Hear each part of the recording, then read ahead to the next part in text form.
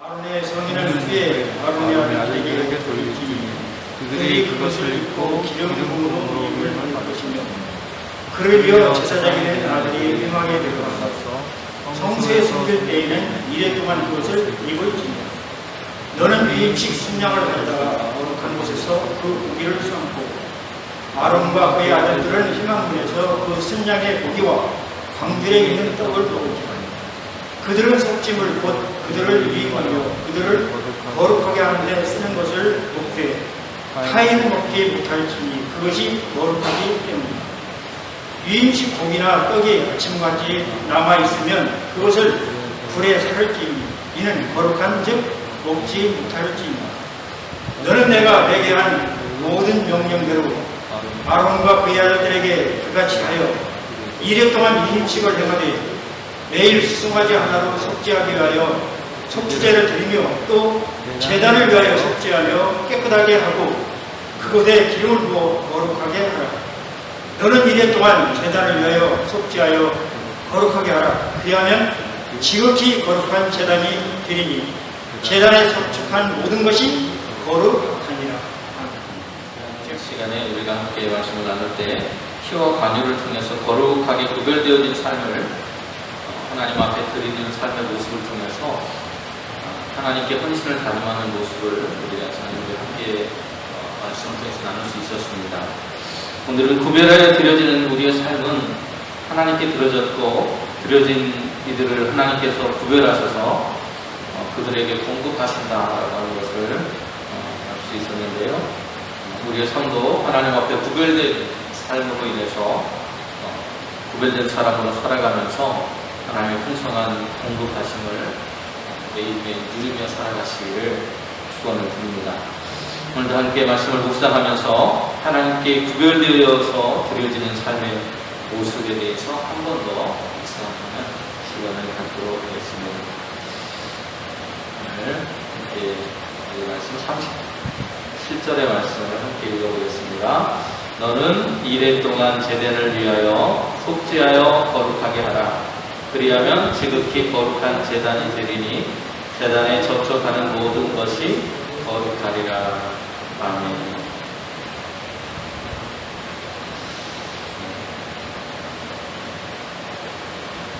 하나님께서는 모세를 통해서 아론이 입을 옷을 아들들에게 이제는 물려줄 것을 이야기합니다. 이제는 아론이 대제사장으로서의 사명을 감당하고 있는데요. 그리고 그 기름을 부음받고 있는데 그 기름 부음받은 아론에게 그가 사명을 다하고 물러나게 되면 그 옷을 그의 아들들에게 물려주라고 말하고 있습니다.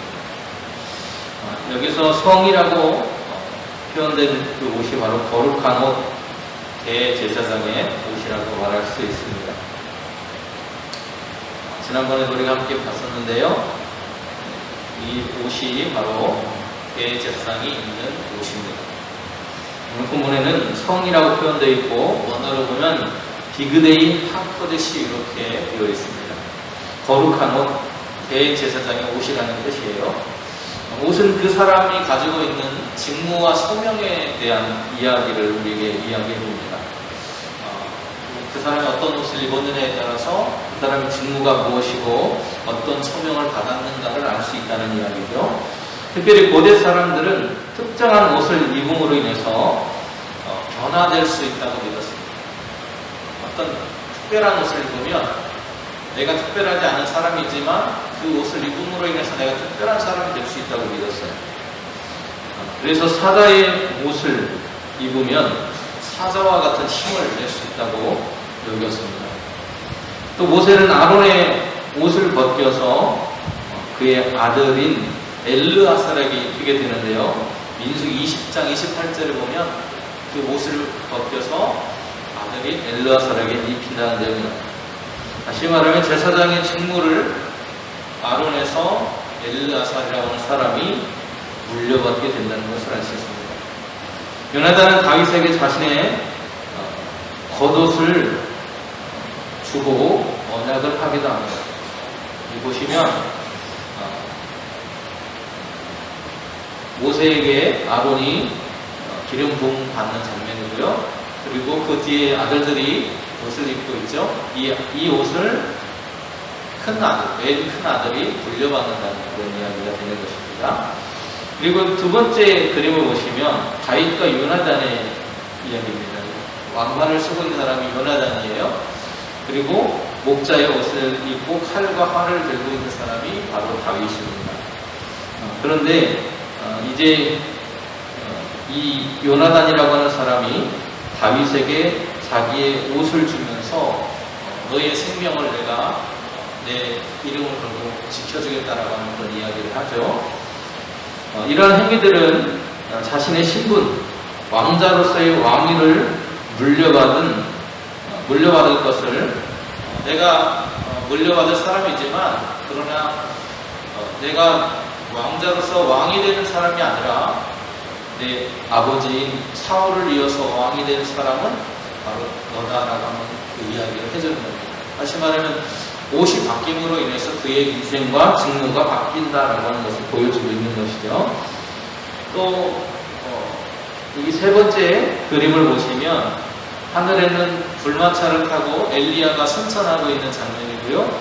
그 엘리야로부터 여기 가운데에 빨간 옷이 그가 두르고 있던 옷이 떨어지는 겉옷이 떨어지는 모습을 볼 수 있습니다. 그리고 밑에서 눈부신 표정을 하고 이렇게 등 돌아 있는 사람이 바로 엘리사입니다. 엘리야가 역시 엘리사에게 자신의 외투를 벗어던짐으로 인해서 엘리사에게 자신이 가지고 있던 선지자로서의 소명을 건네주고 있는 장면입니다. 이후에 엘리사는 엘리야의 옷을 가지고 자기의 본래의 땅으로 돌아가게 되는데 돌아갈 때 요단강을 만나게 되는데 거기에서 이 옷을 말아서 강을 치니까 그 강이 갈라지는 기적을 경험합니다. 이 장면이 열왕기하 2장 13절 14절에 이렇게 기록되어 있어요. 엘리야의 몸에서 떨어진 겉옷을 주워가지고 돌아와 요단 언덕에 서서 엘리야의 몸에서 떨어진 그의 겉옷을 가지고 물을 치며 이르되 엘리야의 하나님 여호와는 어디 계시니까 하고 그도 물을 치매 물이 이리저리 갈라지고 엘리사가 건넜다라는 기사가 나오겠습니다.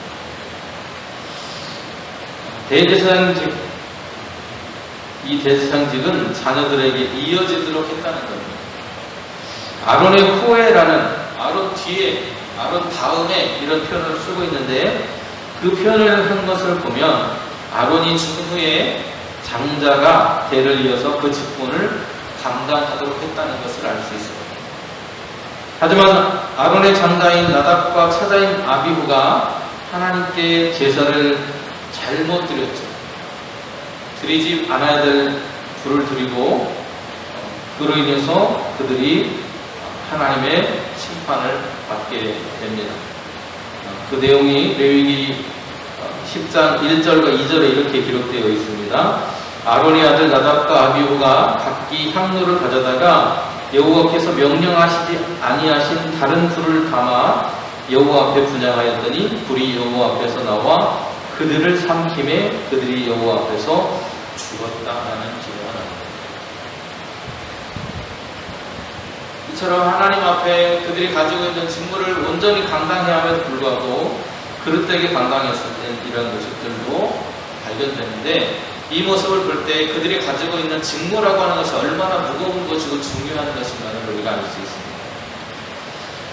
그리고 나서 셋째 아들인 엘르아살이 대제사장의 그 옷을 이어받았다는 거죠. 민수기 20장 28절에 이렇게 기록하고 있습니다. 모세가 아론의 옷을 벗겨 그의 아들 엘르아살에게 입힘에 아론이 그 산 꼭대기에서 죽으니라. 모세와 엘르아살이 산에서 내려왔다. 엘르아살이 이제 대제사장으로서 아버지를 이어서 그 직무를 감당하게 되었다는 것입니다. 옷이라고 하는 것을 물려받는다는 것은 단순히 옷을 물려받는 것이 아니라는 것을 알 수 있어요. 그것은 그의 아버지가 가지고 있는 그리고 그의 믿음의 선생들이 가지고 있던 그 이전에 사람들이 가지고 있던 직무와 사명을 함께 물려받은 것입니다. 오늘 여기서 아론의 겉옷이 그의 아들들에게 대물림된다라고 하는 이야기를 하고 있는 것은 그의 직무와 사명이 그의 자손들에게 물려지고 있다. 오늘 우리가 가지고 있는 이 신앙과 우리의 사명 역시도 누구에게요?